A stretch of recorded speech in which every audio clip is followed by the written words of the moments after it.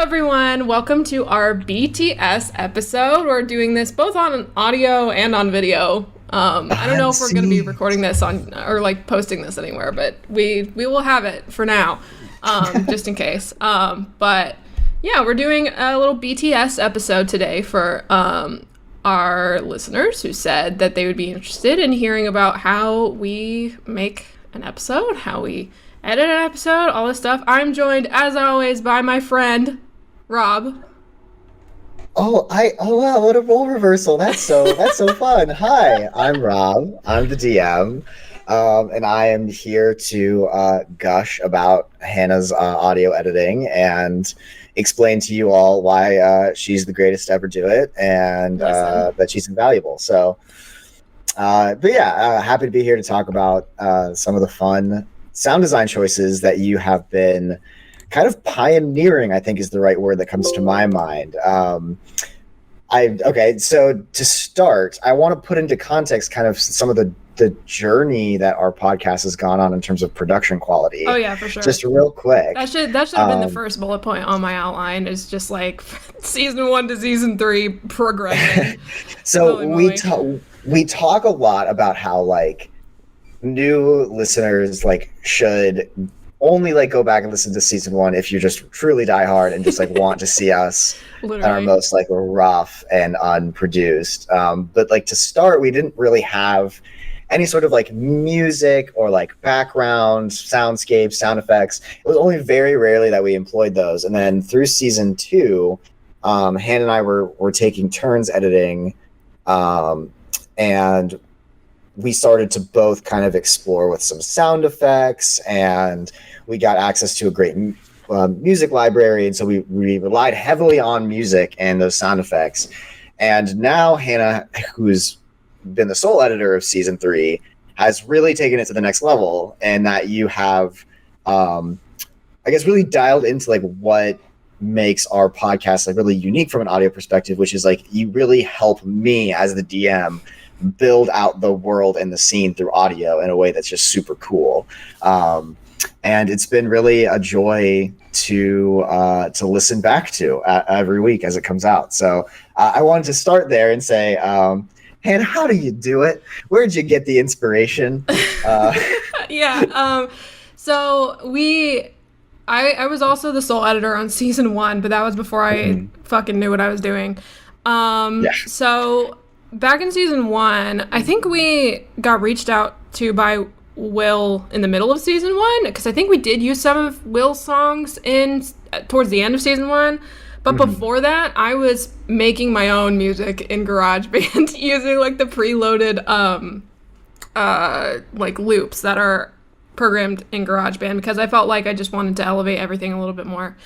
But with season 2, we were able to start out all of the music. We used music pretty heavily in season 2, and I was able to start right out of the gate using it. And I will probably talk about another example, like a specific example from that in a little bit. But with season 3, I wanted to make it like very like uniquely sounded from season 2. We used some music at the beginning of season 3, like episode 1 and 2, I think had a few songs just to kind of ease people into it. But yeah, I wanted to make sure that they sounded different, that they sounded like, it sounds like a new story. It sounds like a whole new thing. And I think it does, because we like back in season 2, towards the end, again, we started using sound effects towards the end of season 2 with like the water and the fighting and stuff like that. But I was stealing everything from YouTube. I was literally using like a YouTube to MP3 downloader. Oh yeah. But now I have a sound library that I highly recommend if you're doing anything like this. It's called Soundly. It's so good. Almost every sound you hear in season 3 is from the sound library called Soundly. Highly recommend it. But yeah, so I think I was able to very much like distinguish that this is gonna be a little more gritty. This is gonna be in the city. This is like high stakes, like right at the gate. While season 2 was a little more silly and magical and fun. But yeah. So there's one thing I want to address, because you said that you wanted season 3 to have this unique sound design that would separate it from season 2.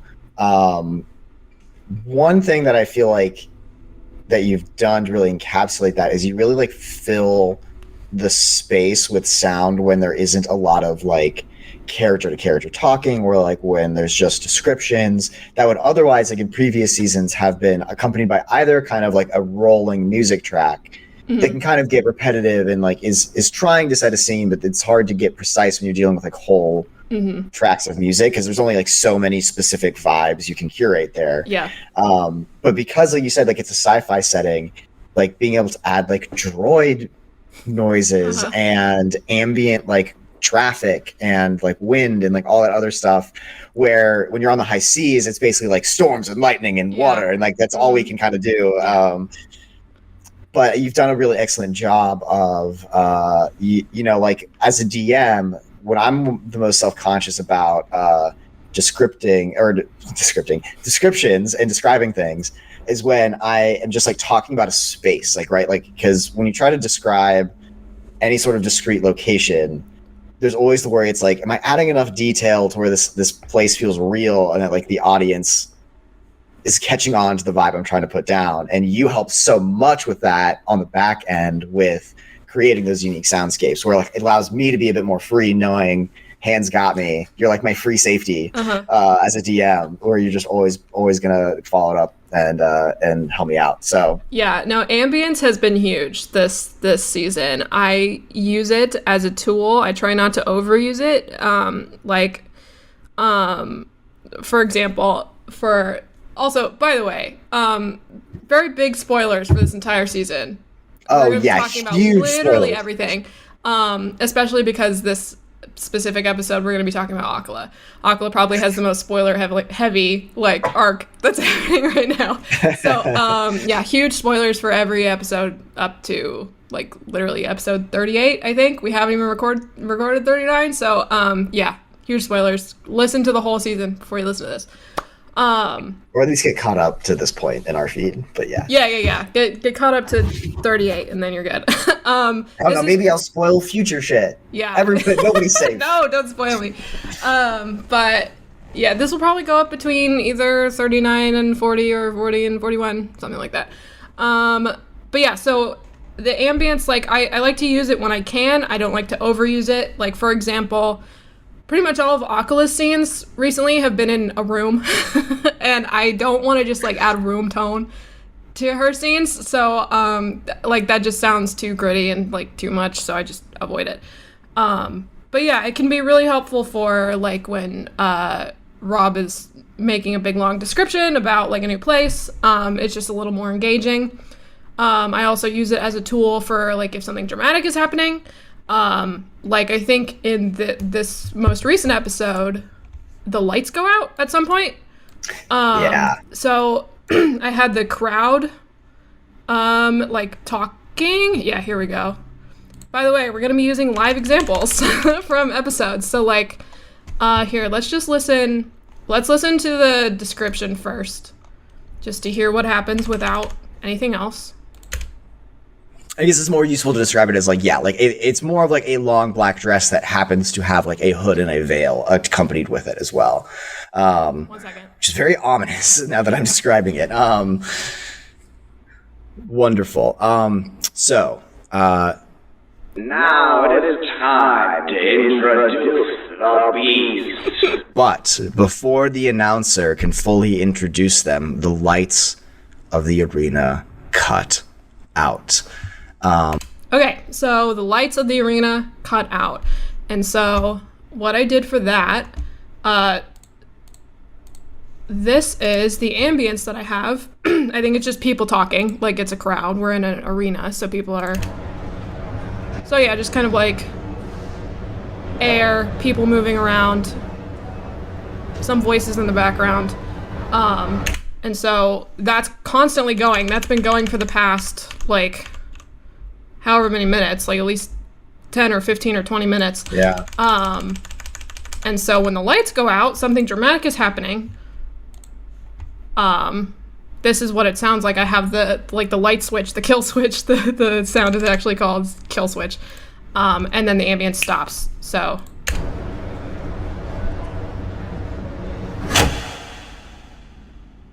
then the ambient stops right there. It's so dramatic. It's like I could even see it coming just by being able to look at the WAV files. But I love that trick of cutting off a background sound right as something dramatic happens and then going into silence. I love really doing that. I do it a lot. I think my favorite use of doing that so far is at the end of episode 29 when Akala gets dropped into the pit. Yes. Doesn't that episode have a cold close too? You don't play the theme after? Is like I was able to find. It took me so long because I wanted it to sound a very specific way, and I was like, how do I make this like?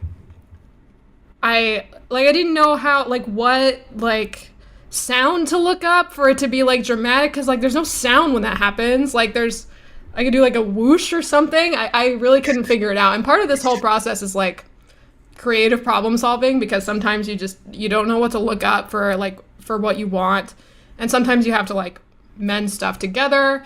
But that here, let me open that. This might fuck things up. Yeah, I'll vamp for a second while you look this up.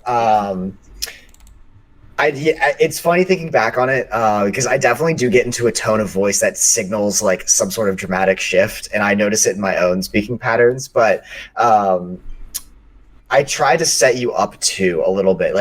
When I was first doing the first few episodes, I wasn't really thinking about it because I didn't really know how the final product was going to sound. But once the first few episodes came out, I realized if I can sprinkle in little moments that are editor candy of here's some dramatic moment. I also try to end episodes too on dramatic notes or just for storytelling purposes to kind of keep the listener, engaged with the story and kind of wanting more, but also it gives Han an opportunity to kind of really knock it out of the park with something interesting on the sound design side. Yeah, I literally, since we're talking about ambience, right? No, I'll go into that later. Let's talk about this right now. Yes. So for context here, for episode 29, the ambience that I have going on here, this is when Sue is holding Akala over the pit. So the ambience that I have here is the horror type, droning sound that I was using for Sue specifically. When Sue was doing something evil, there was this menacing, just evil tone going behind her, and I'll remind you what that sounds like. Oh nope, that's the wrong button. So it's just kind of that droning, I don't know, it almost sounds electric. Yeah, this really sounds like somebody sampled amp feedback from an electric guitar. Yeah. A little bit, or a sustained kind of just warble. Yeah. So that played, and that is gonna tie into themes, which is kind of the topic of this whole episode, is themes that have been carrying through the whole season. So and then the narration here, I'll play that really quick. Oh, Elle's in this too. Okay. I don't say anything in response. I'm just staring directly at Sue. I haven't broken that eye contact. Okay. Then seeing the resolve not waver in your eyes, Master Sue drops Akala over the pit. So that's what it sounds like by itself. That's what we were hearing when we were recording. So I had I was having trouble. I wanted to do this cold ending that we had never done before because ending the episode with the theme song sounded so wrong to do right there. That would be it would just take you out of it.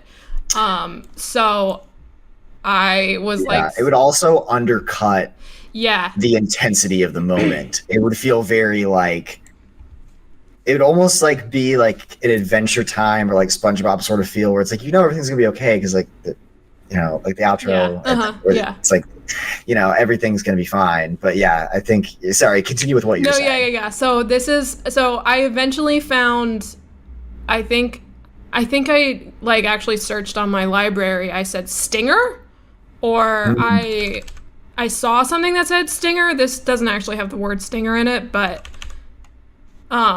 this is what it sounds like by itself. It sounds very like movie trailer.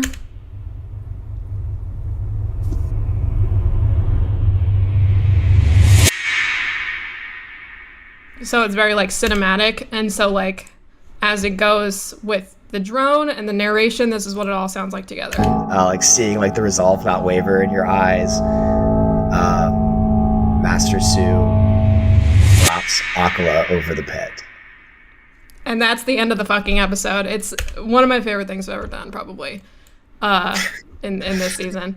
By the way, I did not plan going into that episode to drop Akala into the pit.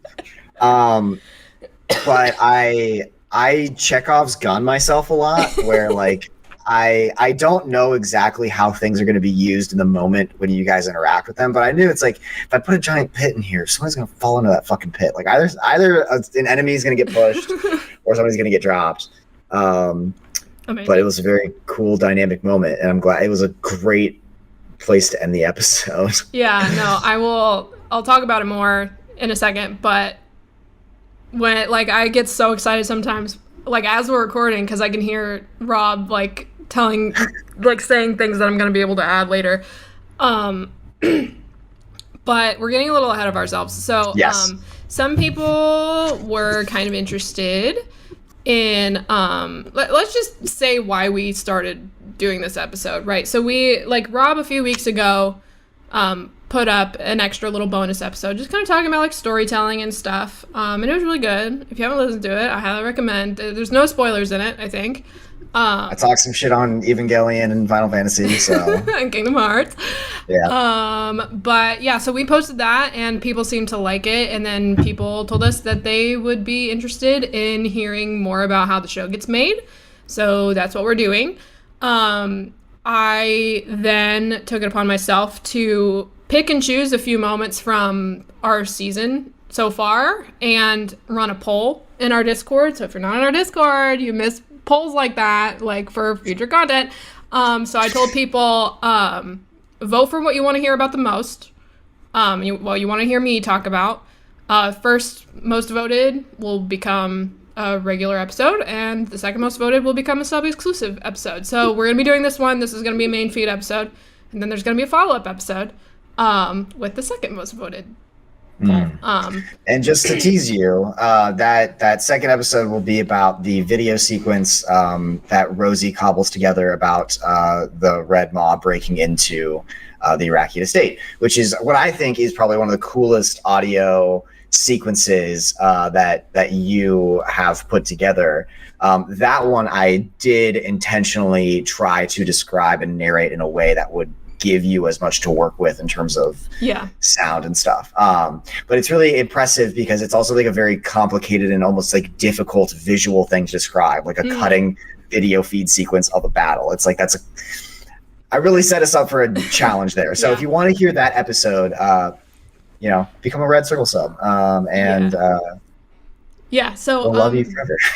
there are very few moments in this entire season that I would consider 100% sound designed, and that's one of them. I was listening to a few episodes back in preparation, and I thought that was the only one, but there are a few other ones that I would consider fully sound designed. Most of our episodes I would consider about 50 or 75%, and I'll talk about why I can't really do 100% all of the time.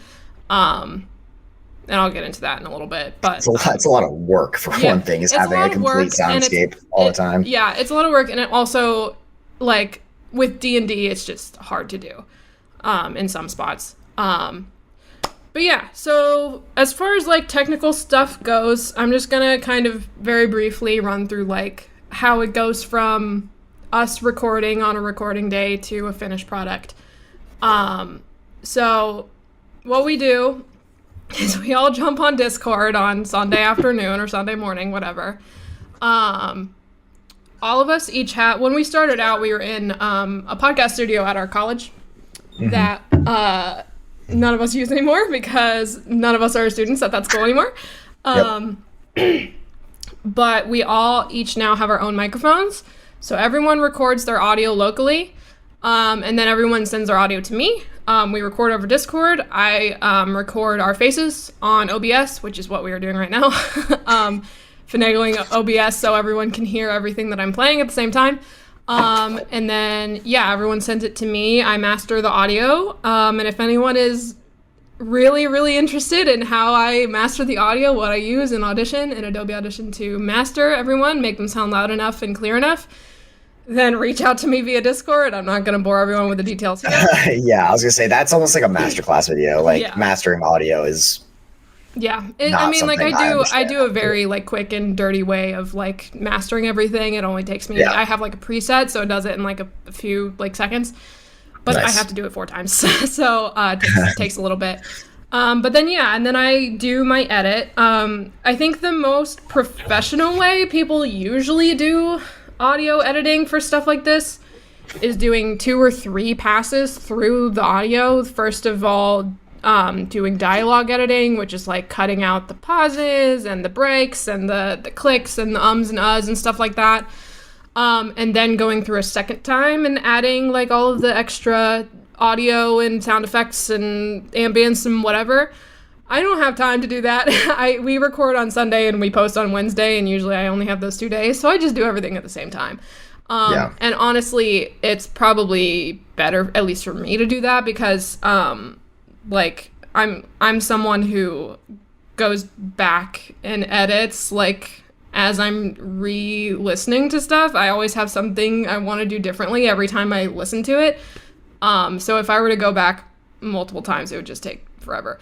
I do miss fumbling around in Audacity sometimes when I had more time during season 2, but very glad that you're doing all of this now because it's a better product, but B, that second and third pass and like going back and like refinagling stuff is difficult.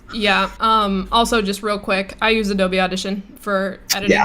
I'm a broke bitch. I use Audacity. Audacity is a good free program. Though I get Audition through work, and you will never catch me using Audacity ever again. It's just too slow for me. And Audition just is so much more friendly and can do more things. I'm not dishing on anyone who uses Audacity. It taught me how to do what I can do now, so I'm like grateful for it in that sense. But I'm an Adobe bitch, so that's what I use. So let's just kind of get into general sound design techniques, tips and tricks, hints and helpfulness. So see that exact thing is what you guys make fun of me for when I like am super redundant, and I will never flame people for doing it. But that's how you get dark orbs of darkness. Is doing that little exercise. Continue. So as I mentioned just a second ago, there's very few parts in this whole season that I would say are 100% sound designed. First of all, the reason of that being, we record almost 2 hours every week, and that's a lot to do if you are doing 100% sound design. That's crazy. Like for example, the Iraqi to state sequence, I think it's like 7 minutes. It took me hours to do. So that's why we can't do that for everything. I just simply don't have the time or the energy or the resources to do so.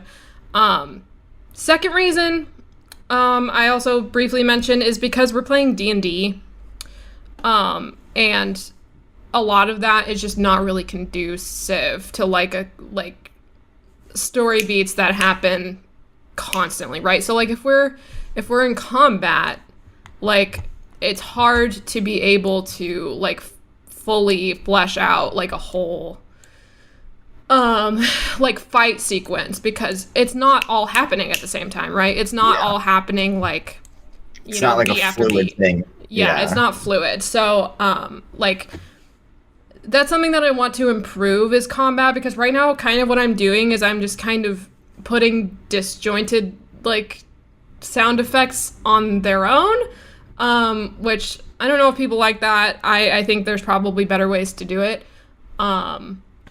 I do usually like try if like something's being hit, like if Elle's hitting something with a lightsaber, I try to do both the lightsaber swing, the lightsaber hit, and then whatever is being hit, making the sound of it being hit. But yeah, sometimes when Rama's shooting something, he misses. It's just blaster noise, and that's it. So like it's a little bit tough, and that's why I wouldn't consider like that sort of thing. I wouldn't be able to consider it like 100% like fully immersive, fully sound designed. And again, that just takes time. So yeah, I would consider combat probably the worst proponent of that. Everything else, like as we're like narrating and doing things, it's easier, but you know. Yeah, combat also like is usually dramatic enough on its own when the stakes are like so clearly high. It's like the one part of each episode that we do where it's like there's actual like life or death consequences to if you guys do well or not. So it doesn't need as much support. Mm-hmm. And there's still dramatic moments happening within combat that do lend themselves good to sound effects and sound design. But yeah, it's like it's almost not worth having like an ambient soundscape for combat when like so much more emphasis being placed on like the description of like what's happening and what it means. So yeah, but I think like the times where it's really dramatic, I mean like a good sound design choice that I really enjoyed, I forget which episode it was in, but it wasn't, I don't think it was a fully soundscape scene, but it's a conversation with Elle and Akala on the balcony outside of the apartment complex when they come back before they go to face Sue in the underground. They're in like 500 Republica. And I don't remember if you had a ton of ambient noise around that conversation, but because of the storm brewing over the Power and Lights District, they kind of like consummated the conversation with like a lightning strike. And that was just like a really great moment of like not having a full dynamic soundscape for this like pretty quiet moment that's punctuated really strongly with a good sound choice. Yeah, let me talk about ambience some more a little bit, because I have opinions on this. Okay. That was amazing. That was a great moment. I was so like, as the editor now, whenever Rob like narrates stuff like that, because I think when we were done talking is when you said like, and thunder booms distantly in the distance, whatever. Yeah. Distantly in the distance, there it is, dark over darkness. That's when like I heard that like literally while we were recording, and I was like, oh my god, I can't wait to put that in. But yeah, like. Rob, you might be able to shed some light on this for me. Since like I'm pretty self-taught in all of this. I didn't really take any classes in sound design. I taught myself how to edit audio. I've learned some just like mastering techniques through work, but that's pretty much it. I have trouble like determining if like knowing what to put in a scene, hold on, what am I trying to say? So like sometimes when you're listening to the raw audio, you like know what you want to put. So like during that scene, I knew that I didn't want to put music because it felt too heavy-handed. I knew that I couldn't leave it silent because that felt too empty. And I knew the ambience would be perfect. And that just varies from scene to scene. I don't know if that's a human innate thing. I don't know if that's a talent that I have, or if that's something that I've learned to hear. Do you have like how do you feel whenever like coming across a scene like that? Because you did edit some of season 2. I think what you said about sometimes you know and sometimes it needs some figuring out is very true. I think it's a combination of subconsciously, especially since we consume so much content like this that is like melodrama D&D, we have a pretty like subconscious feel for that. Humans do innately. So I had an English teacher that had a phrase on his wall. He said, the human brain loves 3 things: rhythm, rhyme, and time. Okay. And it's like an innate thing that humans have where like we have a sense for when certain moments like are well punctuated by certain sounds and like a certain rhythm. And so, that can be really basic. Like when there's a high paced chase scene, you don't want orchestral music. You want like something that's going to have a fast beat per minute, something that's going to get your heart rate. No, literally I have like, I'm going to talk about literally that. So for like intense scenes such as those, like the El and Akla talking scene, there's three different things you can do with it, and I already mentioned all of them. You can have nothing going on in the background. I can't really think of any good examples we have from this season where there is like a conversation happening and there's like not like no sound. The only thing I would be able to think of is like that thing I was talking about earlier where there is ambience and then I cut it out and then talking. It just makes it like whatever happens next that much more dramatic because there's a shift. Though I can't really think about any specific examples for that right now. The second thing I do is what we were just talking about, the ambience. A recent example of that, other than El and Akala, is Bronze in Mix's episode. Literally while we were recording, while Rob was literally performing that monologue, I was like, man, that fountain is gonna sound so fucking good behind this. I was so excited to put the fountain because it sounded so good and it sounded like natural and normal, and that's like you're there. Like whenever like you're literally there standing next to Bronze, like hearing him talk when you can hear that fountain. If there was nothing there, it wouldn't have felt right. If there was music there, it would have felt too heavy-handed. Yeah. And there's a real serendipity to that scene in particular too, because I knew Bronze's story before narrating that scene, but because of the nature of that episode, I wasn't really sure where it was going to go completely. So like the whole fountain and it being him and like that being like a scene in the middle of this like market town. Like I think there's serendipity that works both ways. I play off of you guys as players to find where the drama is and like try to describe that and like give that space.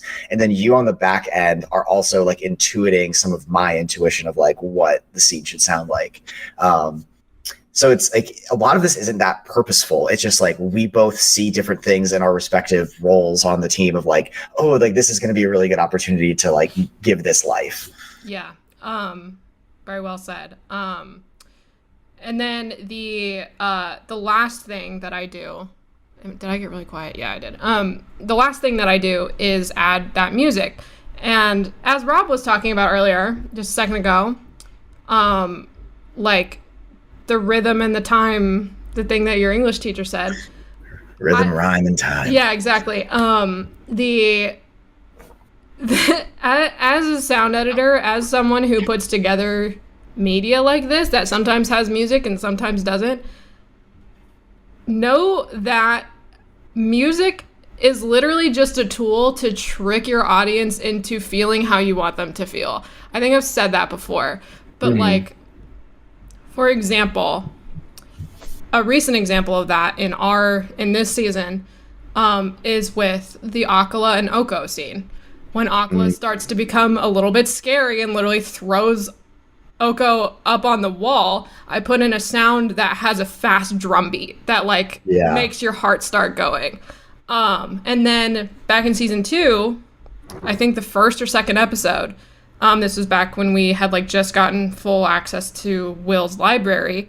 When Brennan is describing the Isle of No Name for the first time, I do a very mystical, very beautiful sound because we're on this mystical island and it's very mysterious and it's very magical and we're seeing it for the first time and we all just died and we don't know where we are, so just it elevates it, right? So if you need to trick your audience into feeling some sort of way, find a good song and then make them feel that way. So the exercise I was kind of thinking about the other day, if you're watching a horror movie, it's October now. Today's October 1st. So go watch a horror movie and listen to it. Listen to the suspenseful scenes on mute.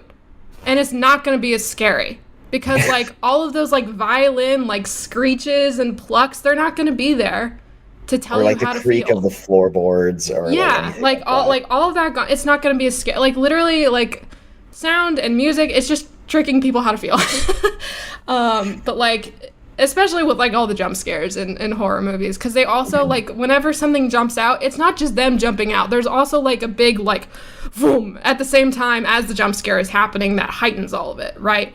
So that's my homework for everyone listening to this. Go watch a horror movie and listen to it muted. On mute. And you will see that I am right. I think so. Speaking of like that horror movie aesthetic, one of my favorite things to do as a DM is to describe gore for you all, especially when you are the creators of that gore. I think this is a D&D thing too. I think a lot of the reason that parties become murder hobo-y is because when players kill things, it's really easy to be like, great, you killed the goblin, and then you can go loot it, you know? But it's way different of a context. It's like, oh, you used your broadsword to attack that goblin and you did 40 damage. You split that thing in half, and now you have to go root around in its guts. Yeah, literally. To go get its coin pouch. And there have been moments where I've described the gore of you guys doing similar stuff. And then later I hear back the like squelches and stuff. And I'm like, oh, that makes it so much more real. Like, oh, geez. Yeah, no. This sound library that I have has so many gore sounds. It has like, I don't like, whoever made it must have been doing some horror audio drama podcast, because holy shit, like the amount of sounds that are in there that are tagged gore that are all just like fucking blood splatter, bones crunching, fucking limb severing, like all this stuff, and it's all just vegetables, right? So like you just crack celery into a microphone and it's bones crunching, right? But like there's so many. Yeah, it's fun. The whole Arakiad estate was kind of our arc that I tried to make sound a little horror-y with, because I added just kind of some, not unnecessary, but like just some extra like background, like horror sounding tones, and like when nothing was happening or like something suspenseful was happening, and all the gore sound. I tried to limit all the gore sounds to that arc. But I'm probably most proud of that arc in terms of like my work as a DM setting the like stage and tone for a dungeon. Yeah. Because I really, long before I had ever penned the first details of this story, I knew as a DM that I was going to put in a vampire somewhere in Despite Brennan. Okay, because he's not here right now, so he can't defend himself, so it's a perfect opportunity to talk about him. He insists that he has this fear of vampires, and I believe him, but he carries around like a vampire kit, right, with holy water and a stake and a cross, and Quite it's literally, always been unclear to me whether this is just a bit that he committed to in the Stone Age and is just so keen at like keeping it going that it legitimately fucks with me, or if he's really scared of vampires. So not being a horrible person, I asked him before we started the campaign, will there be if I have a vampire in this campaign, is that could be a legitimate problem? And he's like, no. So I was like, okay. But I wanted to build the dungeon around that final encounter with Veltz, which was really important for story reasons and still is. And so I drew heavy inspiration from the idea of like, okay, we've got this like mystical, biological / like technological savant of this vampire who is immortal and, you know, is really creepy and does human experimentation. And I basically like didn't even realize it, but what I built was like a Resident Evil like horror house, like for the campaign setting. Which then led to a lot of those creative decisions that kind of flushed it out a lot more. But that was like a one time where there was actually a great deal of planning in my mind ahead of time of what the aesthetic of that would be. But before we get too deep into talking about that stuff, we do want to talk about Akala and Soul. Yeah. And all of Akala's themes, and because there's a lot of story and sound work that has gone into Akala's character arc that we should talk about. So I do want to put a little bit of a disclaimer. I very much feel like I have spoiled Akala so much with all of her like sounds and all of like everything that's happened to her. I feel like I don't put as much into El and Rama, but also at the same time, Akala is the one that has all of the magical shit happening to her. So like I can put all of those like magical sounds happening at the same time. So she is spoiled, but like I feel like it's justified. There's an even mix. I mean, it's Rama's different because he's not inherently magical, which means that like he just gets different stuff described for him. He gets a lot of gun sounds and rockets and stuff, but Brennan fucking loved all of the motorcycle sounds that I gave him. That was so fun. Yeah. Anyway, yeah, so maybe we should start with the first episode with like Soul being created and how you kind of set the groundwork for future sound choices there. Yeah, hold on, this is probably gonna fuck everything up, but I'm gonna close this so I don't have 3 sessions open at the same time. I can already see looking at this episode. This is episode 1 that I'm scrolling through right now. How different everything is as compared to episode 38. Like, what are some of the differences? Like, automatically I noticed there's not nearly as much background sound. I've recently, like, added ambience more, so I can use it as a tool, and also I just was afraid to use it at first, because, again, I was trying to get us away from the music. I was trying to kind of phase us out of it, because there are a few songs, like right here. Here's a song. I think I played this during your opening monologue for the season. Oh, I made it really low. Yeah, this was playing during your Coruscant. I love this song. Yeah, Will is so talented. We are literally so, like, lucky to be able to. I simp for Will Savino very hard. Me too. And like he's so talented. He wrote our theme song, as I say, like in every episode. Because I wrote our season 2 theme song in GarageBand, and I'm really proud. Season 1 too, right? Yeah, but like that was just some loops put together. I'm really not like that. No, iconic though. I mean, like that's with that I was able to like fuck with it and do different things for different episodes. I did not even try to attempt to do that with the season 2 one, because there was so much, like, I didn't want to fuck with it at all because I thought it was perfect the way it was. I'm still really proud of how it came out. Yeah. But when we figured out we were doing a Star Wars season, I was like, I'm not going to be able to fucking make a Star Wars theme song. So I reached out to Will, and he was able to make one, and it sounds really good. But yeah, so a lot less, like, background noise, just a lot less in general. Here's, like, wind and through the leaves. I don't remember what the context of this was. There is, here's the first Soul sound. So we're talking about Akala and Soul today. So this is when Akala was creating Soul for the first time. And this is kind of Soul's theme, is this glowy sound that I've used so many times through the whole season,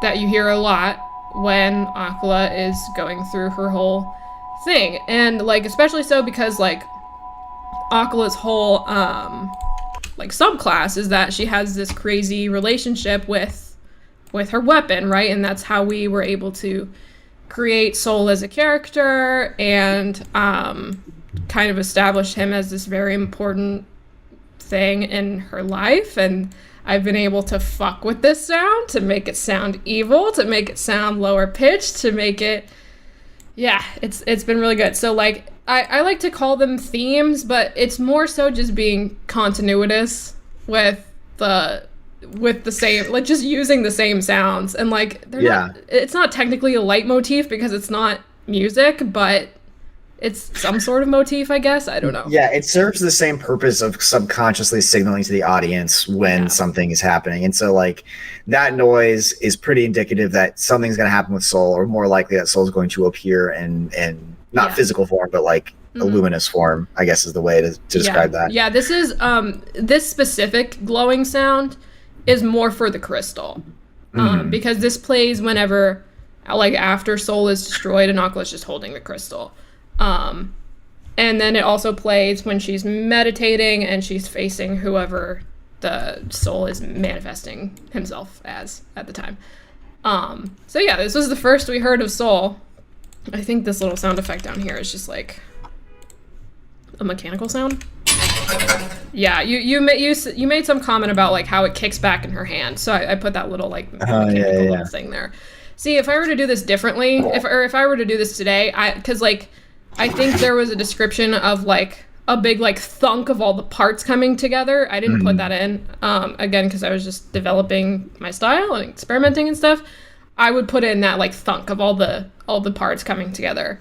Other than that, I think it's fine. But yeah, Great.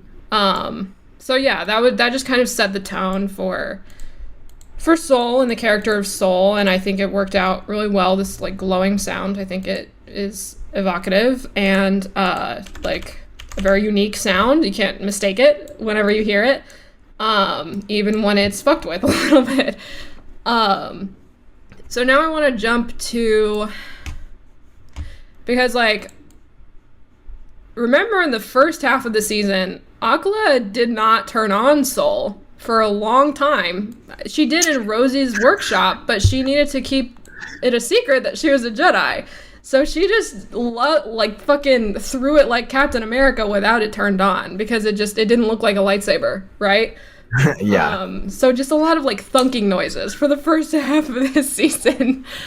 It's fun too, because like you guys didn't need to be quite that covert, but I was always really intrigued that you like committed to it, because like you built this new toy, and I was like, oh, she's definitely gonna bust it out like quick. And it kind of like it's interesting how choices like that set up larger character moments later, where it's like Akala was like so tentative and patient in using Soul. Like her problem was never like being too reckless. It was like it truly hammers home like the emotional leverage that was used against Akala to kind of make her make bad choices. And like by setting up the fact that you were like so careful and like so diligent in the beginning to not blow your cover, then like when it's like time to actually like use it, you really use it, you know? So that's cool too. Yeah, I will say until the day I die that Akala is a victim of circumstance, and she's never done anything wrong in her entire life, but that is a conversation for another day. So I have open now the episode where she does first turn it on, I think. I think it's this right here. And this, at first, I think I used like a couple of different sounds for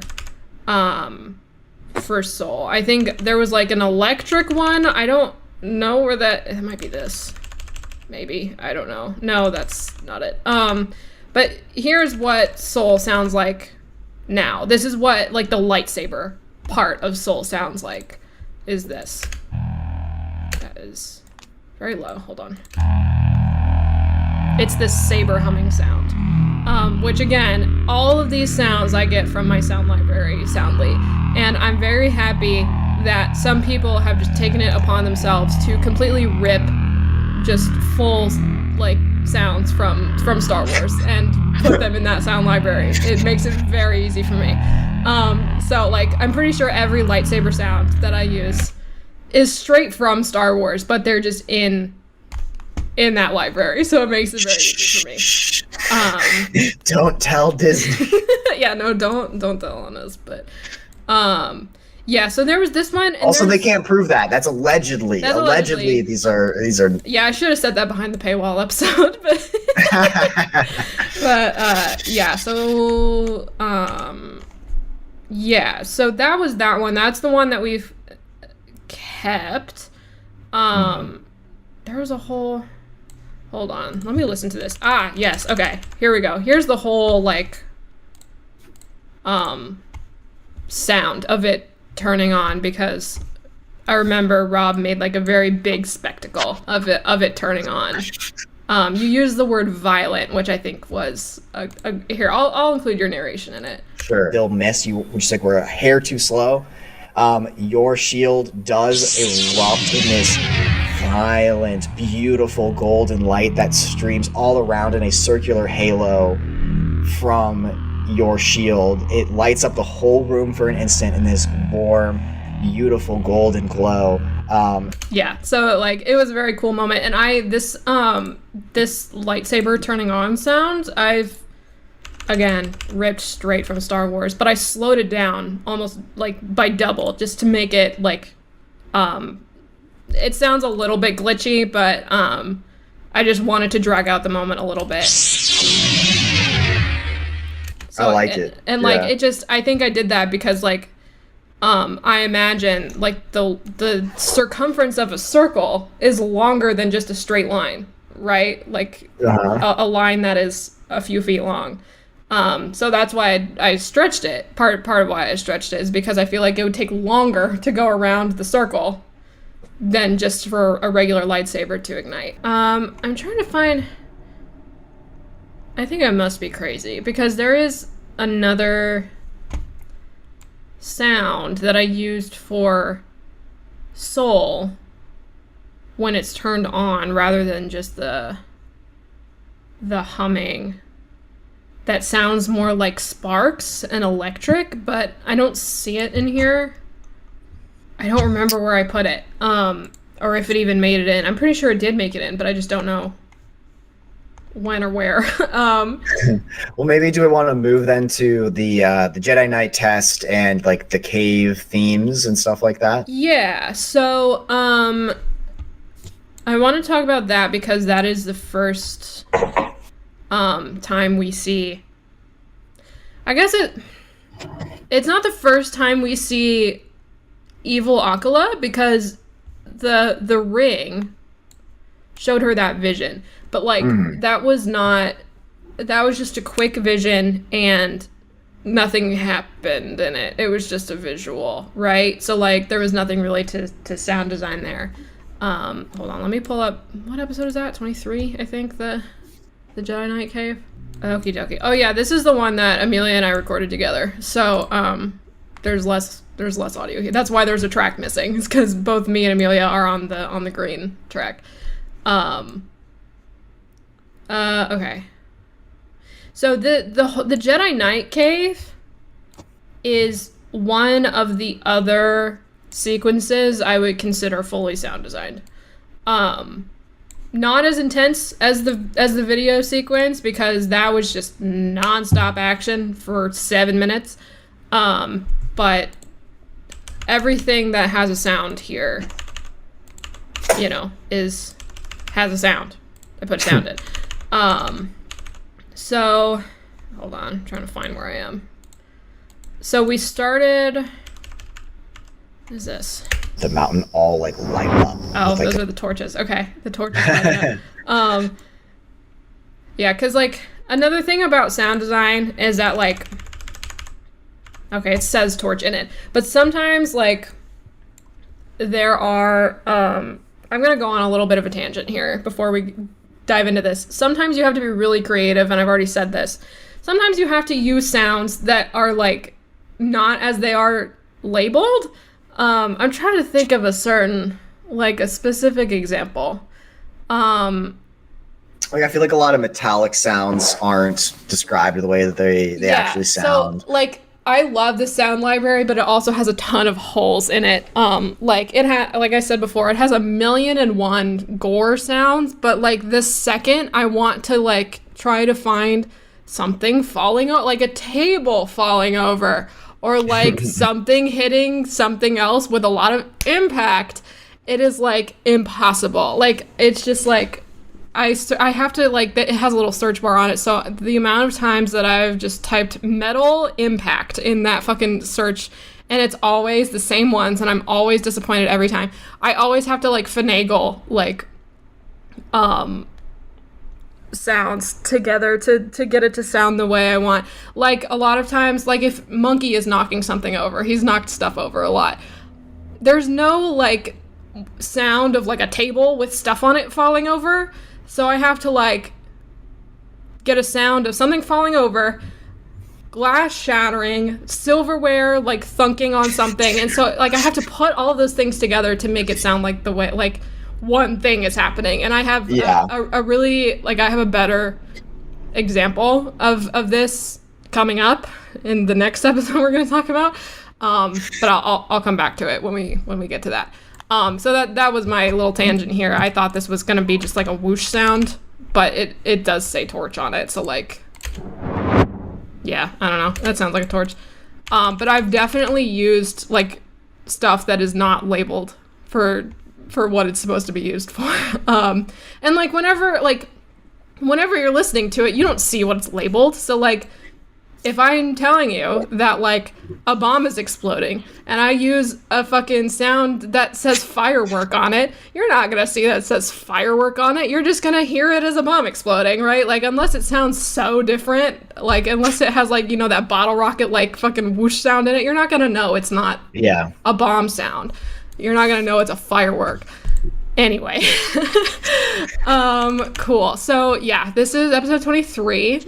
This is the cave episode. Here is, again, Soul humming. Let's see what it sounds like right here. Love that fade in. Ooh, yeah, this is Evil Soul. I can just tell because it's pitched way lower.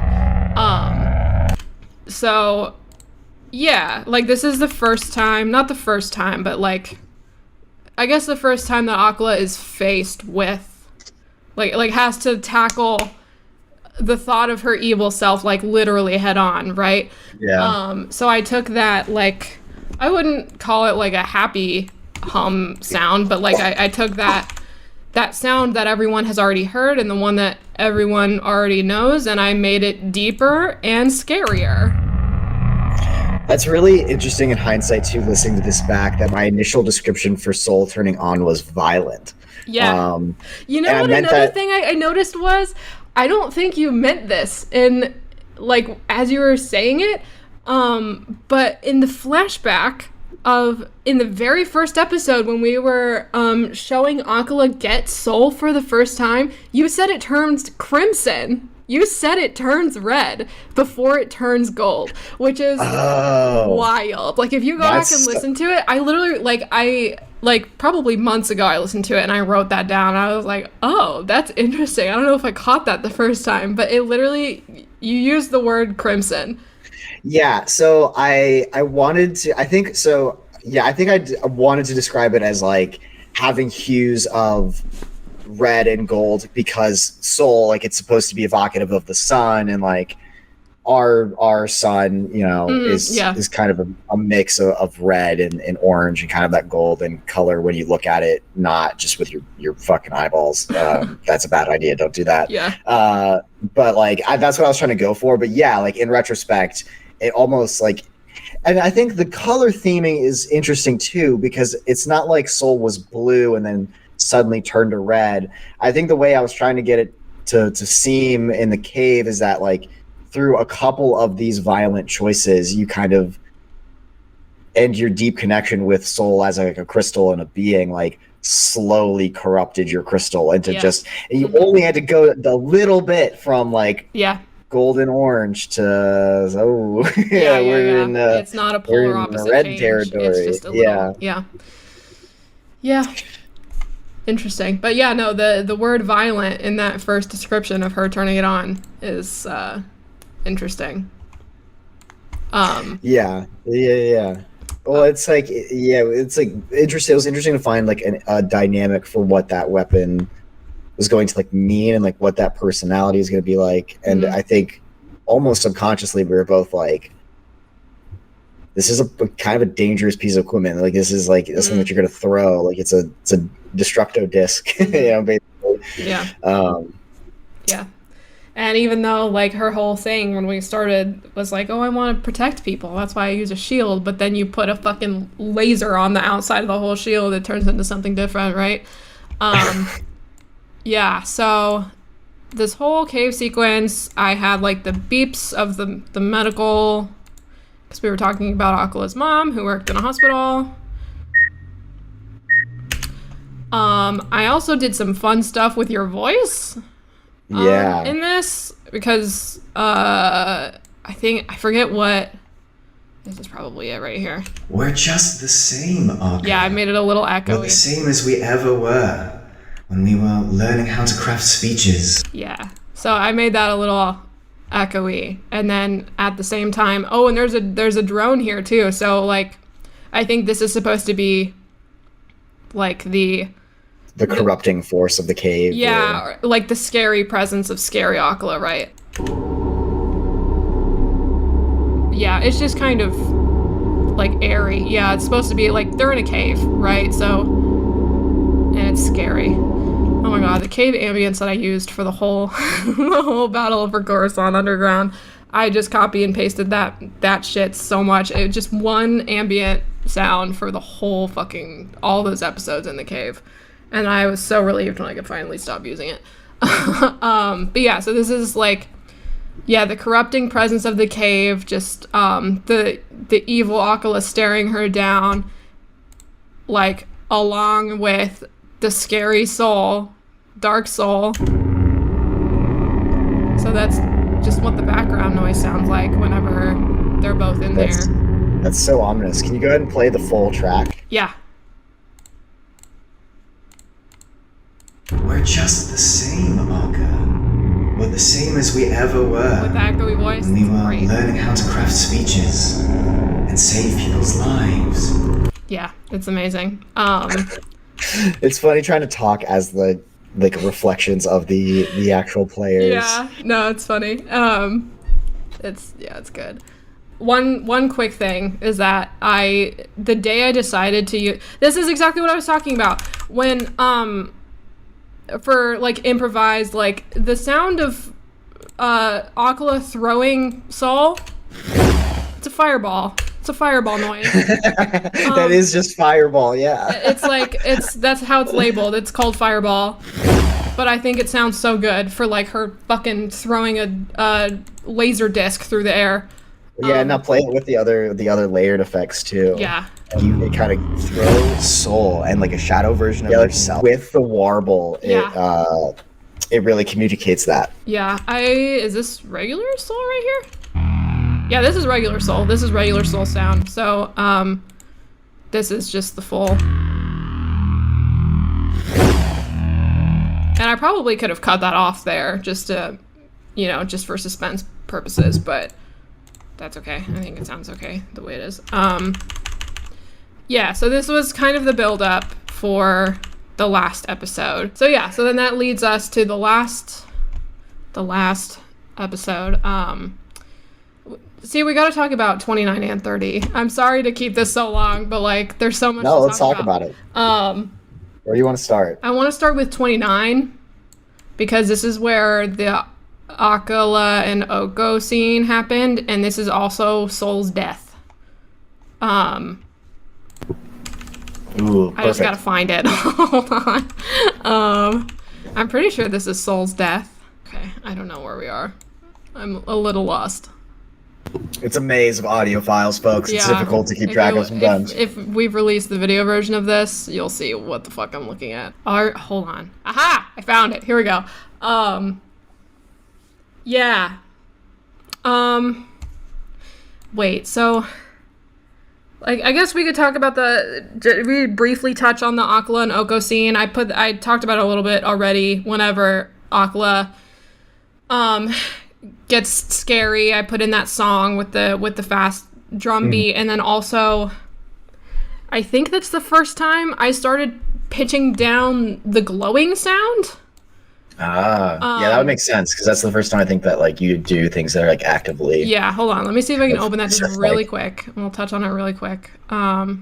So yeah, I just kind of want to show like the first time Aqua starts going a little bit fucking insane. Yeah, this is gonna look a little weird right here because this was actually taken from the previous episode. We recorded things a little weird for this episode because yeah, we had some reshoots basically that we wanted to do. Because Rob's mic dropped halfway through the Oko scene, so we had to redo it. Yeah. So where the fuck? This is. And much like earlier, you tried to use force push to. I think this is. That's close. That's close to. No, yeah, I think that's when Akala is walking with Soul. As like the manifestation of Soul. What is this? This is the jittery lightsaber. We can go into that more in the Red Maw video sequence one because that's where I started doing that. Go ahead and just play it for us one time. Yeah, let's just play it. This is when the Red Maw turns on their light, or Oko, I guess, turns on her lightsaber, and it doesn't work right. And if you're looking at this, I have just a bunch of keyframes, like, going in and out to make it sound like it's sputtery. So it's basically literally just, like, raising and lowering the volume a bunch on the actual file. And then, what is this? Oh, she hit something. So yeah, that was fun to figure out. I also used that technique during the Bendu sequence, which I'm probably going to do my own episode on the Bendu sequence because I love that very much. Okay, where the fuck are we? This is... Am I wrong? Did I not put any glowing in here? I might be mistaken. Okay, Yeah. I guess I thought there was a glowing noise here, but I was probably wrong. Never It's hard to mind. search out for like those really discrete audio files in like Yeah. an hour-long episode Yeah. or a 2-hour-long episode. All right, never mind. Back to 29. Maybe I don't use the lower pitched. Yeah, actually, now that I think about it, I think I don't use the lower pitched glow sound until she actually is making the decision. Okay, so this is Soul's Death that I'm looking at right now. This is another thing that what I was talking about before, where I have to improvise sometimes. There are not enough there's not enough variety of sounds in the sound library to get the sort of impact and drama that I want. So if you're watching this on video, we're going to be releasing this mainly for audio. So I'm just going to play this. And I want you to guess how many different sounds are happening here. Conjures from the swirling storm in front of you a streak of lightning that crashes through Soul, straight through the middle of your shield, and destroys it. Okay, so if you're listening to that just on an audience perspective, if you're not actually looking at the project file like Rob and I are right now, you would think that there are two sounds happening there for the explosion specifically, right? You would think that there's the explosion sound happening, and then you would hear the metal falling on the ground, right? So you would think two. One explosion, and then the metal falling. So the truth is, there's not two, there's not three, there's not four, there are six, count them, 6 sounds happening right Just here. to make the explosion and the sound of the metal falling. Yeah, so there's the thunder leading up to it, but like this was like the caliber. There's someone honking outside. This is the caliber of explosion that, like, of the sound. And they're good. Like, they're good quality sounds. But, like, that's just not quite enough, right? This is a very, like... It's leaving some stuff on the table there with that explosion. Yeah, and then, like, this one. That one's better, but, like, this is literally, like, a death of a character, right? This is a character that we've established is very important to one of the main characters, and this is literally them dying. Yeah. Right? So, like, those two, and this is the last one. This is the last explosion sound. That was more of the... I think I was trying to get the lightning sound in with that one. So, like, by themselves, there's just really not enough oomph there. Let me pull this out. But it comes together really well when you But yeah, add so them when all you layered. play the three of them together... It's heavier. It sounds more intense. And then, again, as I was talking about before, the sounds of metal hitting things is just so, like, I have to improvise so much. So, like, these are two sounds. That's two different sounds right there. And then there's a third one in the middle.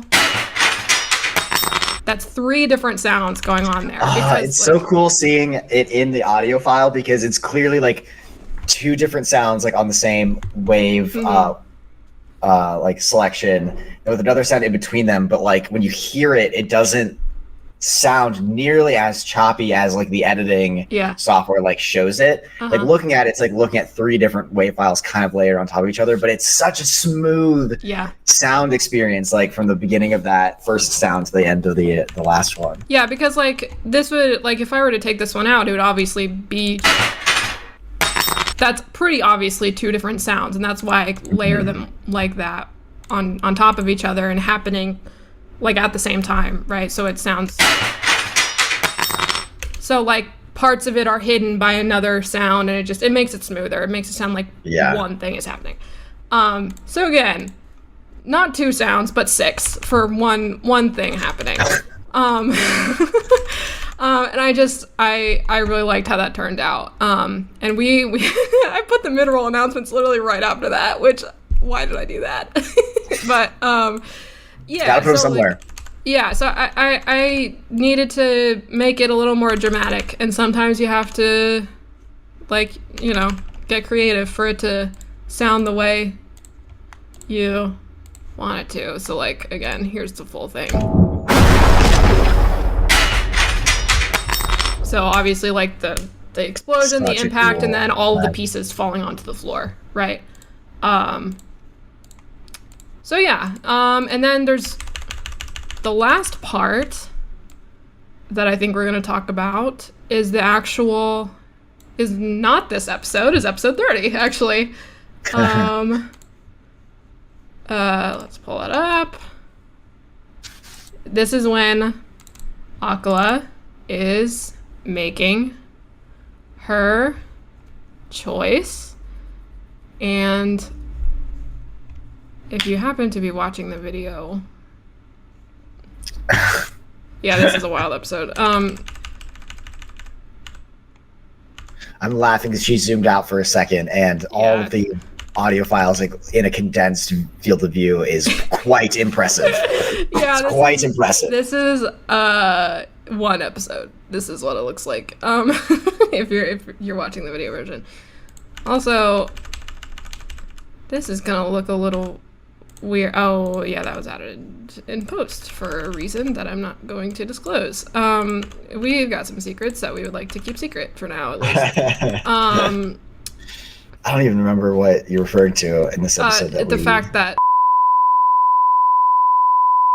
Oh yeah, yes. Yeah, but we're not gonna say that. I'm gonna cut that out in post, because if we're gonna talk about that, I would like to talk about that after the season is over. Just bleep it. Just bleep that. Oh yeah. Okay. Yeah, that's a good idea. Okay. Cool. Yeah. So this episode is fucking wild because I had thunder going through all of it. Just like kind of intermittently, because there was thunder happening in the room, and then this fucking cave ambience happening, and you can see right here spots where no, that's not Sue. This is Akala in the pit. This is like like the wind going through of just whatever the fuck is happening in the pit. So that's just the energy and like air and stuff like coming up from the bottom under the crystal. Yeah, lol. Which also, this might be another good example of improvising sounds. Yeah, so this is when Akala, I think, was jumping and throwing her fist into the wall to catch the wall. Yeah. Let me see what this sound is. Yeah, so that's it turning on, I think. Opening. And then this is... Yeah, that's her jamming it into the wall. The impact. So this is actually an explosion sound. This is like a gun firing. So like the sound of her opening her little wrist blade thing and jamming it into the wall. Like it sounds... That's such a good... Yeah, like you would never know just listening to it that that's supposed to be a gun firing, but it sounds like someone jamming a fucking blade into the wall. And I'm surprised that I found that. It works so well. So yeah, I just wanted to put that in there. But yeah, let's get to the good stuff, right? Let's see. So there was this pulsing happening. I remember this. I don't remember. I think I just put this in to fill the space I think this is the pulsing of the crystal. Yes, you're absolutely right. You're absolutely right. And then I put it here just to make it. You weren't actually talking about the crystal, but you were. I think I just put it in continuing suspenseful. the sound, yeah, from earlier. Because it's the same space. So. Okay, so here is. The two types of soul. This is when Aqua is making her decision, right? So this is I think the original soul right here. Yeah, so this is that glowing sound that we set up in literally episode 1. This is now episode 30. And this is soul pitched down. And so, while Akala is standing there, not knowing what to do, and changing as a person, both of them are playing. Because she has not made a decision yet. And then eventually, as time goes on, the original high-pitch one fades out very slowly. Very, very slowly. And over time, all you start to hear, as I'm describing Akala choosing the darkness, now you just hear the lower pitch one. That's cool. That's a cool touch. Yeah. And then it plays for another, 5 minutes after that, as I'm taking my turn, I think. And then it turns into, as it's playing, it turns into Ghost Soul? And that's kind of like a horror-y sound going on. But I just, imagine, a very, evil-looking holographic red soul. Spiritual, ghost soul. So it's that glowing sound playing and this weird fucking... It's called eerie shimmer. Yeah, that's what it is. That's an eerie shimmer if I've ever heard one. And then it looks like there are some action sounds on top of it. I think her just throwing... Yeah. Ooh, there are different fireball sounds. So there are fireball sounds. Oh, it might be the same fireball, actually, just slowed down. Oh, fancy. I think. The waveforms look similar. Yeah. Yeah. Yeah, so hold on. Yeah, so they're different, but they're different fireball sounds from the ones from before. But is there anything else in this episode you'd like to highlight before we get Boogie on out of here? I don't think so. I was trying to design drone dark dissonant sadness loop. What is this? Hold on. Oh, I think that's L spinning. L spinning. Oh, their yeah. Yeah, for sure. Yeah, that's great. Yeah, I think that's pretty much it for Akala and Soul. Wait, what is this? Hold on. Okay, that's low pitch Soul again. I think just as I'm taking my turn, it just continues to go. Also, I think it's so funny that I can tell the difference immediately from listening. Which one is the high pitch one and which one's the low pitch one. Yeah, I think that's pretty much it. After this, there's more. It looks like. Yeah, just I think me taking my turn again. Yeah, you just continue the theme through your action phases, and it kind of signals that you're doing stuff. What is all this fun stuff? More lightsaber stuff. Firework. I don't know what that was supposed to be. Wayne, and you see it disapparate for a second, and your lightsaber comes back, and you catch it. What was that noise? Oh, okay, so... I think that's describing the specter, maybe? Oh, yeah, because I used the, I was wondering, I was like, horror ghost texture. I was like, what the fuck is that? No, it's the ghost that wants to steal your bones. Yeah, so then I stopped it, because, this is another example of me using ambience and then cutting it out, so this is the ambience that goes on. That's very quiet. Hold on.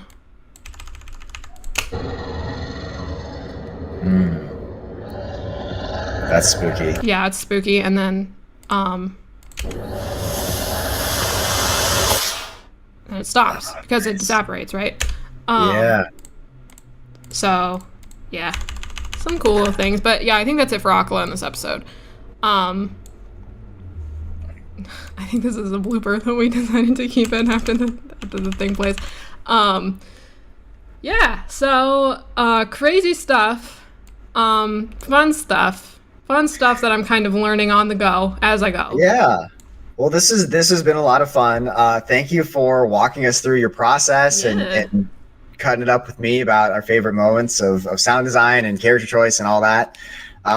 We'll have the bonus Red Circle subscriber episode coming down the pike later. It'll be shorter than this one for sure, because we're not going to go into all the same stuff. I think we're just going to look at it pretty individually.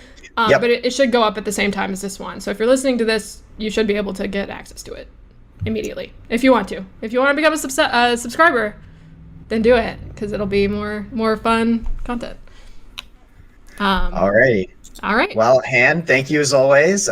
Continue the great work. Yeah, and thanks for letting me just fucking talk about this for literally an hour and a half. I was prepared to do these episodes on my own, but thank you, Rob, for joining me. This is literally just what I spend my Monday and Tuesday nights doing. Quite literally. And so I have a lot to talk about, a lot of opinions. And there's so many other cool ones. I think I will probably do another one of these again about the Bendu sequence, because like I think that's probably one of my more creative sequences that I've put together. Just like the tone, like the noises and the ashla and the bogan, and like I feel like I felt really creative doing all that because I made some creative choices there. So hopefully I'll make another one of these soon. And if you have any like specific moments you want me to talk about, come in our Discord and yell at me and I will make one. All right, that's it for today. See you guys next time. Bye bye.